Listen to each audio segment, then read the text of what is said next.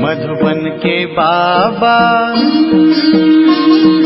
मधुबन के बाबा मुरली वाले, आपका क्या कहना, आपका क्या कहना। ओम शांति। आज 1 जनवरी 2024 आप सभी भाई बहनों को नववर्ष की बहुत बहुत शुभकामनाएं। तो आज 1 जनवरी 2024 में साकार बाबा दादा के मधुर महावाक्य सुनेंगे। तो आज बाबा ने कहा, मीठे बच्चे तुम राज ऋषि हो, तुम्हें राजाई प्राप्त करने के लिए पुरुषार्थ करना है, साथ साथ दैवी गुण भी जरूर धारण करने हैं। बाबा ने कहा, मीठे बच्चे तुम राज ऋषि हो, तुम्हें राजाई प्राप्त करने के लिए पुरुषार्थ करना है, साथ साथ दैवी गुण भी जरूर धारण करने हैं।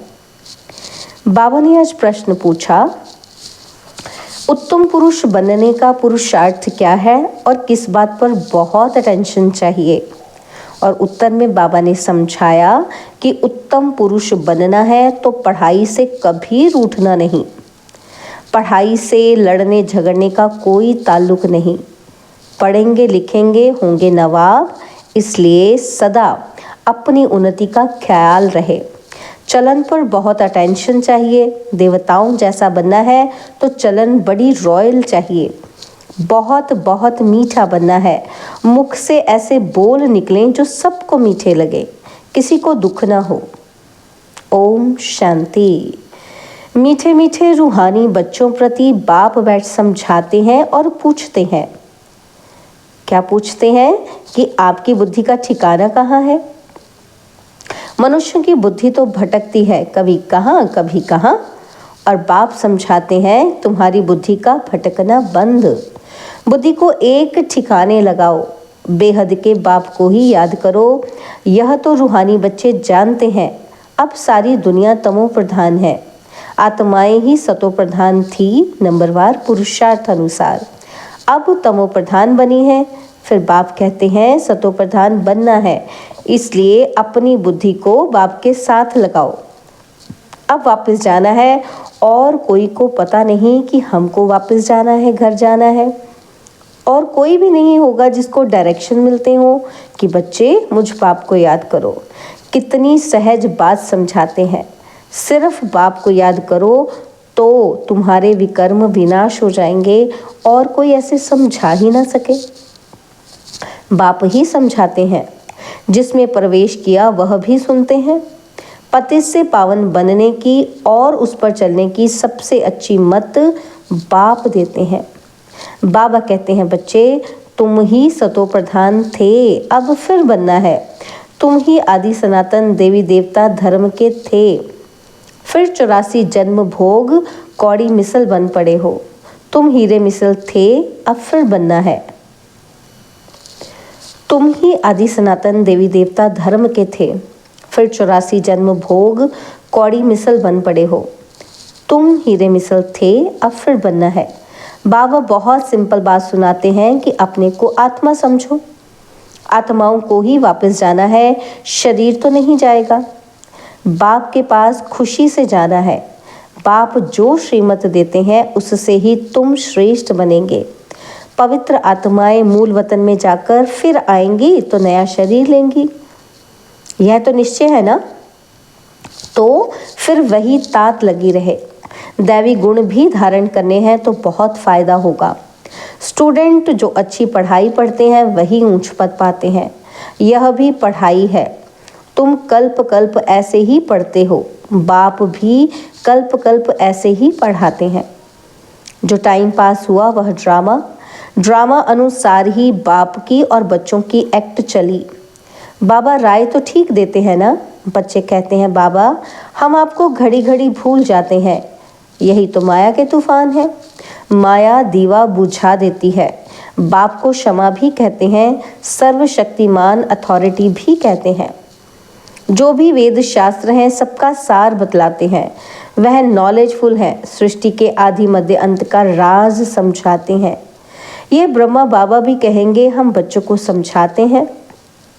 बाप कहेंगे तुम बच्चों को समझाता हूँ, उसमें यह ब्रह्मा भी आ जाता है, इसमें मूंझने की बात नहीं। यह है बहुत सहज राजयोग। तुम राज ऋषि हो। ऋषि पवित्र आत्मा को कहा जाता है। तुम्हारे जैसा ऋषि तो कोई हो न सके।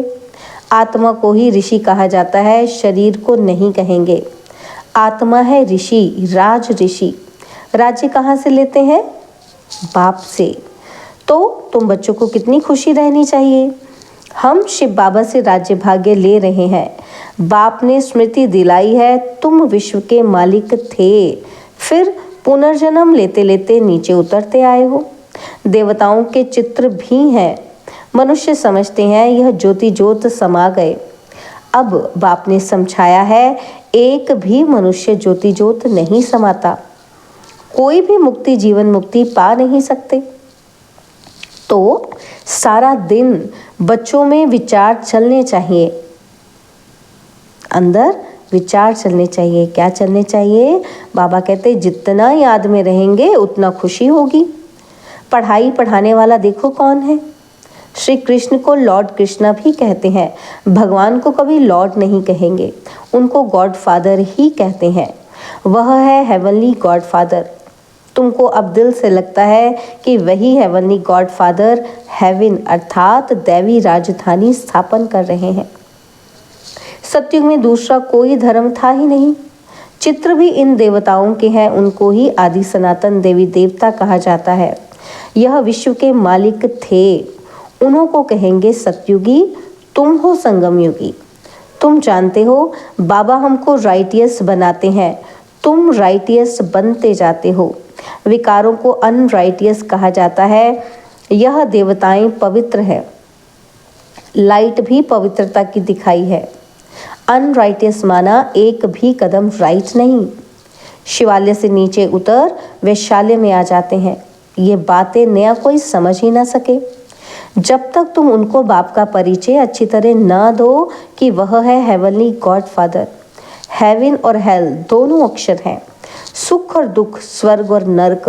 तुम जानते हो भारत में सुख था, अभी दुख है, और फिर बाप आकर सुख देते हैं। अब दुख का समय खत्म होना है। बाबा बच्चों के लिए सुख की सौगात ले आते हैं, सबको सुख देते हैं। तब तो सब उनकी बंदगी करते। सन्यासी उदासी भी तपस्या करते हैं, उनको भी कोई ना कोई आश जरूर रहती है। सत्युग में कोई ऐसी बात ही नहीं, वहाँ और धर्म वाले होते ही नहीं। तुम तो पुरुषार्थ कर रहे हो नई दुनिया में जाने के लिए। जानते हो वह है सुख धाम, वह है शांति धाम, और यह है दुख धाम। तुम अभी संगम पर हो। उत्तम पुरुष बनने के लिए पुरुषार्थ कर रहे हो। पुरुषार्थ बहुत अच्छी रीति करना है। पढ़ाई से कभी रूठना नहीं है। कोई से अनबनी होती है तो पढ़ाई नहीं छोड़नी चाहिए। पढ़ाई से लड़ने झगड़ने का ताल्लुक नहीं है। पढ़ेंगे लिखेंगे होंगे नवाब, लड़ेंगे झगड़ेंगे तो नवाब कैसे बनेंगे? फिर तमो प्रधान चलन हो जाती है। हर एक को अपनी उन्नति का ख्याल करना चाहिए। बाप कहते हैं, हे आत्माएं, बाप को याद करो तो विकर्म विनाश होंगे और दैवी गुण भी धारण होंगे। अगर लक्ष्मी नारायण जैसा बनना है तो बाप ने ही उनको भी ऐसा बनाया है। बाप कहते हैं तुम ही राज्य करते थे, अब फिर तुमको ही बनना है। राजयोग बाप संगम पर ही सिखाते हैं। तुम कल्प कल्प यह बनते हो। ऐसे नहीं कि सदैव कलयुग ही चलता रहेगा। कलयुग के बाद सतयुग, यह चक्र फिरता है जरूर। सतयुग में मनुष्य कम थे, अब फिर जरूर कम होने चाहिए। यह तो सहज समझने की बातें हैं। बीती हुई कहानी सुनाते हैं, छोटी सी कहानी है, वास्तव में है बड़ी, परंतु समझने में छोटी है। 84 जन्मों का राज है। तुमको भी आगे मालूम नहीं था, अब तुम समझते हो। हम पढ़ रहे हैं, यह है संगम युग की पढ़ाई। अब ड्रामा का चक्र फिर कराया है, फिर सतयुग से लेकर शुरू होगा। इस पुरानी सृष्टि को बदलना है। कलयुगी जंगल का विनाश होगा तो फिर सतयुगी फूलों का बगीचा होगा। फूल दैवी गुण वालों को कहा जाता है और कांटा आसुरी गुण वालों को कहा जाता है। अपने को देखना है कि मेरे में कोई अवगुण तो नहीं है। अभी हम देवता बनने लायक बन रहे हैं तो दैवी गुण जरूर धारण करना पड़े। बाप टीचर सतगुरु बनकर आते हैं तो कैरेक्टर जरूर सुधारना पड़े। मनुष्य कहते हैं सबके कैरेक्टर खराब हैं, लेकिन अच्छा कैरेक्टर किसको कहा जाता है यह भी नहीं जानते। तुम समझा सकते हो इन देवताओं के कैरेक्टर अच्छे थे ना, यह कभी किसी को दुख नहीं देते थे। कोई की चलन अच्छी होती है तो कहते हैं ये तो जैसे देवी है, इनके बोल कितने मीठे हैं। बाप कहते हैं तुमको देवता बनाता हूँ तो तुमको बहुत मीठा बनना पड़े, दैवी गुण धारण करने हैं, जो जैसा है वैसा ही बनाएंगे। तुम सबको टीचर बनना है, टीचर के बच्चे टीचर। तुम पांडव सेना हो ना, पंडों का काम है सबको रास्ता बताना, दैवी गुण धारण करने हैं, गृहस्थ व्यवहार में भी रहना है, घर में भी सर्विस कर सकते हो, जो आएंगे टीच करते रहेंगे। ऐसे बहुत हैं जो अपने पास गीता पाठशाला खोल बहुतों की सर्विस करते रहते हैं। ऐसे नहीं कि यहाँ आकर बैठना है, कन्याओं के लिए तो बहुत सहज है। मास 2 चक्र लगाया फिर गए घर। घर का संन्यास तो नहीं करना है। तुमको घर से बुलावा आता है तो जाते हो, तुमको मना नहीं है। इसमें कोई घाटे की बात नहीं है। और भी उमंग आएगा। हम भी अभी होशियार हुए हैं, घर वालों को भी आप समान बनाकर साथ ले जाएंगे। ऐसे बहुत हैं जो घर में रहकर भी सर्विस करते हैं तो होशियार हो जाते हैं। बाप मुख्य बात समझाते हैं कि अपने को आत्मा समझो और मुझ बाप को याद करो। अपनी उन्नति करनी है। घर में रहने वालों की यहाँ रहने वालों से भी अच्छी उन्नति हो सकती है। तुमको कभी मना नहीं की जाती कि घर में नहीं जाओ। उन्हों का भी कल्याण करना है। जिनको कल्याण करने की आदत पड़ जाती है वह रह ही नहीं सकते। ज्ञान और योग पूरा है तो कोई भी बेइज्जती कर नहीं सकते। योग नहीं है तो माया भी थप्पड़ लगाती है। तो घर गृहस्थ में रह कमल फूल समान पवित्र जरूर बनना है। बाबा तो फ्रीडम देते हैं, भल घर में भी रहो। सब यहाँ आकर कैसे रहेंगे? जितने आते हैं उन्हों के लिए उतने मकान आदि बनाने पड़ते हैं। कल्प पहले जो कुछ हुआ है वह रिपीट होता रहेगा। बच्चे भी वृद्धि को पाते रहेंगे। ड्रामा बिगर कुछ होने का ही नहीं है। यह जो लड़ाइयाँ आदि लगती हैं, इतने मनुष्य आदि मरते हैं, ये सब ड्रामा में नूंद है। जो पास्ट हुआ वह फिर रिपीट होगा। जो कल्प कल्प समझाया है वही अब भी समझाऊंगा।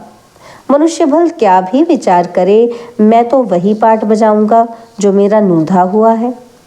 ड्रामा में कम जास्ती हो नहीं सकता। जो कल्प पहले पढ़े थे वही पढ़ेंगे। हर एक की चलन से साक्षात्कार भी होता रहता है। ये क्या पढ़ते हैं, ये क्या पद पाएंगे। अच्छी सर्विस करते हैं तो समझो, अचानक एक्सीडेंट हो जाता है तो जाकर अच्छे कुल में जन्म लेंगे, बहुत सुखी रहेंगे। जितना सुख बहुतों को दिया है उतना उनको भी मिलेगा। यह कमाई कभी जाती नहीं है। सत्य में तो जहाँ जीत वहाँ जन्म होगा। बहुतों को सुख दिया होगा तो golden spoon in the mouth मिलेगा। उससे कम तो सिल्वर, उससे कम तो पीतल का मिलेगा। समझ में तो आता है ना कितना हमारा योग है। राजा रानी प्रजा सब बनने वाले हैं। अच्छी रीति नहीं पढ़ेंगे, दैवी गुण धारण नहीं करेंगे तो पद कम हो जाएगा। अच्छे व बुरे कर्म जरूर सामने आते हैं। आत्मा को मालूम है कि हम कहाँ तक सर्विस कर रहे हैं। अगर अब शरीर छूट जाए तो क्या पद पाएंगे। अभी तुम पढ़कर सुधर रहे हो। कोई तो बिगड़ते भी हैं तो कहेंगे इनकी तकदीर में नहीं है। बाबा तो कितना ऊंच बनाते हैं, साईं के घर से कोई खाली ना जाए। अभी साईं तुम्हारे सम्मुख है। कोई को तुम 2 अक्षर भी सुनाओ वह भी प्रजा में आएंगे जरूर। देवी देवता धर्म वाले अब तक आते रहते हैं, परंतु अब पतित होने के कारण अपने को हिंदू कहलाते हैं। तुम्हारी बुद्धि में ये ज्ञान ऐसे है जैसे बाबा के पास है। बाप ज्ञान का सागर है। बतलाते हैं ये हिस्ट्री ज्योग्राफी कैसे रिपीट होती है। टीचर भी स्टूडेंट की पढ़ाई से जान जाते हैं कि ये कितने मार्क्स में पास होंगे। हर एक खुद भी जानते हैं कई दैवी गुणों में कच्चे हैं, कोई योग में कच्चे हैं, कोई ज्ञान में कच्चे हैं और कच्चे होने से नापास हो जाएंगे। ऐसे भी नहीं कि आज कच्चे हैं कल पक्के नहीं हो सकते। गैल्प करते रहेंगे, खुद भी फील करते हैं कि हम जहाँ तहाँ से फेल हो जाते हैं। फलाने हमसे होशियार हैं, सीख कर होशियार भी हो सकते हैं। अगर देह अभिमान होगा तो फिर क्या सीख सकेंगे। मैं आत्मा हूँ यह तो एकदम पक्का कर दो। बाप ने स्मृति दिलाई है, बाप कहते हैं मुझे याद करो तो विकर्म विनाश होंगे, फिर दैवी गुण धारण होंगे। अपनी नब्ज देखनी है कि मैं कहाँ तक लायक बना हूँ। तुम अभी सृष्टि के आदि मध्य अंत का ज्ञान ले रहे हो। यह राजयोग की नॉलेज सिवाय बाप के कोई सिखला ना सके। बच्चे सीखते जाते हैं, बच्चे पूछते हैं कि हमारे कुल के ब्राह्मण कितने हैं। ये पूरा पता कैसे पड़े, आते जाते रहते हैं, अभी नए नए भी निकलते रहते हैं। अच्छा, मीठे मीठे सिकिलदे बच्चों प्रति माता पिता बाप दादा का याद प्यार और गुड मॉर्निंग। रूहानी बाप की रूहानी बच्चों को नमस्ते। हम रूहानी बच्चों की रूहानी बाप दादाजी को दिलवा जान सिकवा प्रेम से नमस्ते। ओम शांति। प्यारे बाबा, मीठे बाबा, मेरे बाबा, शुक्रिया बाबा, शुक्रिया बाबा, शुक्रिया। धारणा के लिए मुख्य सार है, पहला पॉइंट है अपना दैवी करैक्टर बनाना है। दैवी गुण धारण कर अपना और सर्व का कल्याण करना है, सबको सुख देना है।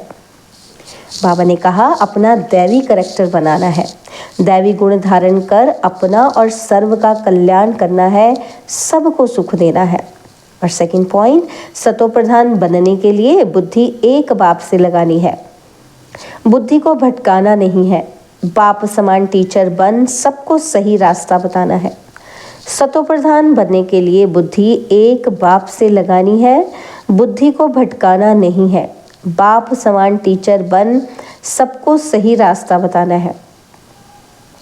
बाबा ने आज वरदान दिया, चलते फिरते अपने द्वारा अष्ट शक्तियों की किरणों का अनुभव कराने वाले फरिश्ता रूप भव। चलते फिरते अपने द्वारा अष्ट शक्तियों की किरणों का अनुभव कराने वाले फरिश्ता रूप भव। जो बहुत कीमती मूल्यवान बेदाग डायमंड होता है, उसे लाइट के आगे रखो तो भिन्न भिन्न रंग दिखाई देते हैं। ऐसे जब आप फरिश्ता रूप बनेंगे तो आप द्वारा चलते फिरते अष्ट शक्तियों के किरणों की अनुभूति होगी। कोई को आपसे सहन शक्ति की फीलिंग आएगी, कोई को निर्णय करने की शक्ति की फीलिंग आएगी, कोई से क्या शक्तियों की फीलिंग आएगी। तो स्लोगन है, प्रत्यक्ष प्रमाण वह है जिसका हर कर्म सर्व को प्रेरणा देने वाला है। प्रत्यक्ष प्रमाण वह है जिसका हर कर्म सर्व को प्रेरणा देने वाला है। ओम शांति। तो जनवरी 2024 अव्यक्त मास के लिए विशेष पुरुषार्थ की पॉइंट्स है। इस जनवरी मास में विशेष साइलेंस की अनुभूति करने तथा ब्रह्मा बाप समान डबल लाइट फरिश्ता बनने के लिए पुरुषार्थ की पॉइंट्स मुरली के नीचे लिख रहे हैं। यही पॉइंट्स जनवरी मास के पत्र पुष्प में भी रहेंगी। कृपा सभी ब्रह्मावश इसी अनुसार अटेंशन रख रोज एकांत में बैठकर कम से कम 10 मिनट अव्यक्त साइलेंस का अनुभव अवश्य करें तथा पूरा ही दिन डबल लाइट फरिश्ता स्थिति में रह अपने श्रेष्ठ संकल्पों द्वारा इशारों से कारोबार करके अपने सेवा स्थानों को सूक्ष्म वतन बनाएं। बीच बीच में आपस में मिलकर इन पॉइंट्स पर गहरी रूह रिहान करते हुए अनुभवों की लेन देन भी करें। हम सबकी ये डबल लाइट स्थिति तथा साइलेंस की गहरी अनुभूति ही परमात्मा प्रत्यक्षता के निमित्त बनेगी। अव्यक्त साइलेंस द्वारा डबल लाइट फरिश्ता स्थिति का अनुभव करो। संगम युग की विशेष शक्ति साइलेंस की शक्ति है। साइलेंस में रहने से डबल लाइट फरिश्ता स्थिति सहज बन जाती है। इस स्थिति में कोई भी कार्य का बोझ नहीं रहता, इसलिए कर्म करते बीच बीच में निराकारी और फरिश्ता स्वरूप की ड्रिल करते रहो। जैसे ब्रह्मा बाप को साकार रूप में देखा, सदा डबल राइट रहे। साइलेंस की स्थिति द्वारा सेकंड में बच्चों को नज़र से निहाल किया। ऐसे फॉलो फादर करो तो सहज ही बाप समान बन जाएंगे। ओम शांति। और अब यह एक बहुत अच्छी वीडियो भी जरूर देखें।